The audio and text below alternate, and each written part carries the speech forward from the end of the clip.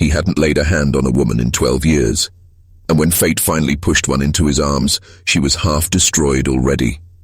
James Coulter didn't expect much out of life anymore.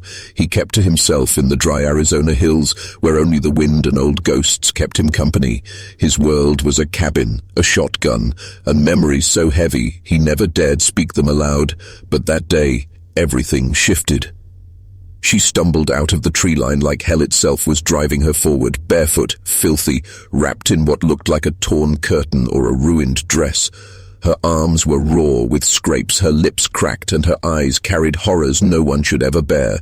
She collapsed at his feet without a cry, whispering only 2 words as she clutched the cloth against her chest. "Please don't." James froze.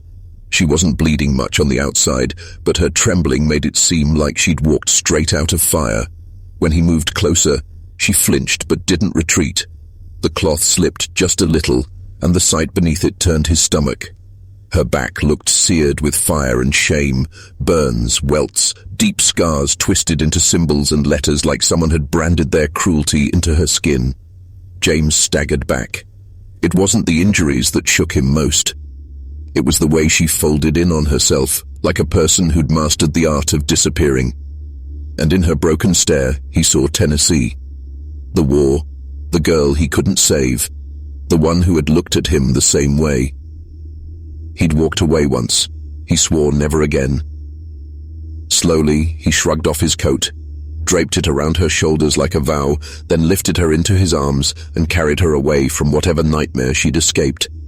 For the first time in years, he felt alive. He thought the worst was behind them. He didn't know the real storm hadn't even arrived. The cabin was warm, though the night air up in the hills still carried a bite. He laid her gently on an old cot against the back wall. She didn't speak, didn't cover herself any further, just curled up with that coat clutched like it was made of safety itself. James asked nothing. He wouldn't have known where to begin, so instead he did what men like him do when words aren't enough. He lit a fire, not for warmth, but for the sound of it, the heartbeat of a place that felt alive. She hardly moved. Her eyes scanned the cabin as though she expected the door to fly open at any second. Even the wind rattling the shutters made her flinch. James brewed coffee, old, bitter, strong, just to give his hands purpose. He sat at the table, watching the flames, stealing glances at her. She was still breathing, still clutching that coat, which told him she hadn't surrendered completely. Later that night, she shifted. Her head turned just enough for her eyes to meet his. No words, no expression, just a fragile thread of connection. He nodded, like a man who'd seen battlefields and knew silence carried its own language. She looked away again. By morning, her first word came. Water. He passed her a cup, careful, slow.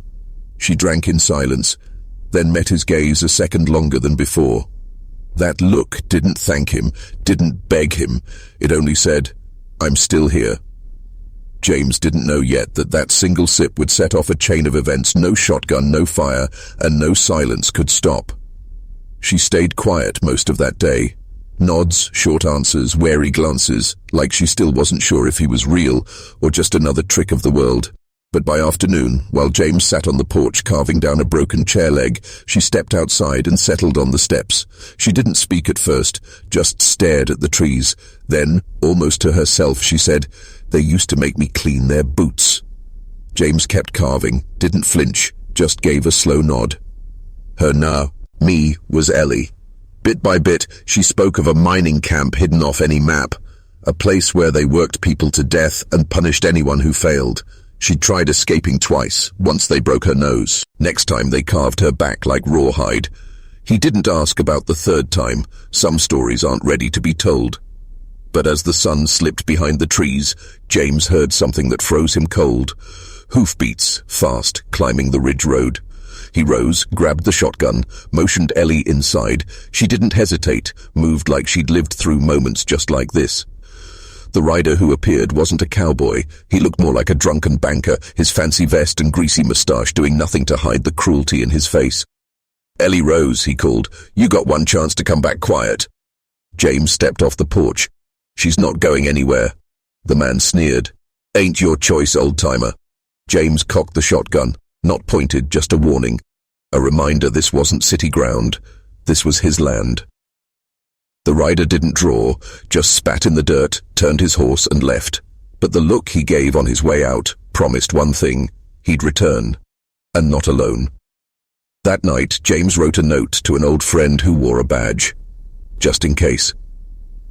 3 days passed. Quiet, but not peaceful. The kind of silence where even the wind feels like it's waiting.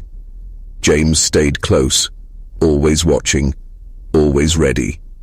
He cleaned his shotgun like a man preparing for Sunday war. Then the stillness broke. Late afternoon, hooves again, dust rising, 3 riders. One was the banker-looking man. This time, he didn't ask. "Step aside, old man." James didn't move. Another rider shifted, hand edging toward his belt. James fired. Buckshot tore into the man's leg, sent him screaming into the dirt. The others froze. Then a new voice carried from the trees, steady and worn. "I'd think real hard about your next move." Out stepped Abram Hale, James's war brother, now sheriff of the territory, rifle slung low, badge shining. "This land's mine to protect," Abram said, "and she's under it now." The men didn't press further. They left. Later, James asked how Abram knew to come. Abram grinned.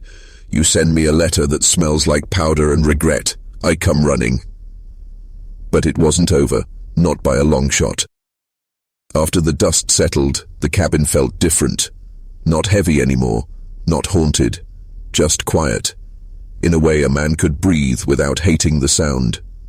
Ellie no longer hid. She still startled at noises, still woke up sweating, but now she sat at the table each morning, drank coffee slow, helped gather wood, asked about the stove. Small things, but small things mean the world when you've returned from the edge.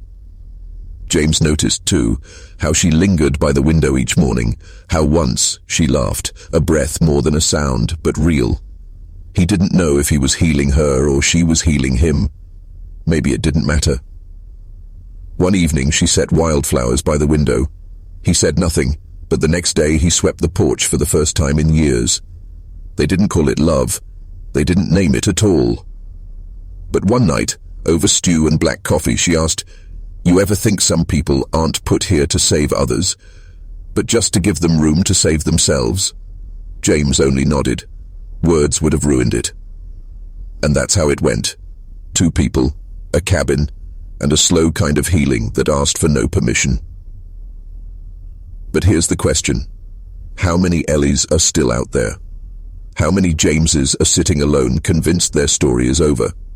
Sometimes it only takes one act of kindness, one decision not to walk away. So I'll ask you, who are you in this story? The one running, or the one who stands and opens the door? If this tale struck something in you, let it sit. Maybe share it. And if you want more stories like this, the raw ones, the kind that linger, stick around. Because out here in the West, stories don't end. They just keep riding. And if you're hungry for more tales like this, raw, unforgiving, the kind that linger long after they're told, make sure you hit that subscribe button, because out here in the West, stories don't finish. They just keep riding.